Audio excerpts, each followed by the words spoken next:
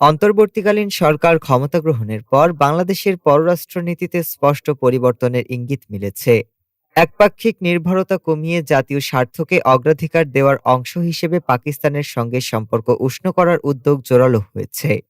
এর ধারাবাহিকতায় দীর্ঘ বিরতির পর আবারও চালু হতে যাচ্ছে ঢাকা করাচি সরাসরি বিমান যোগাযোগ।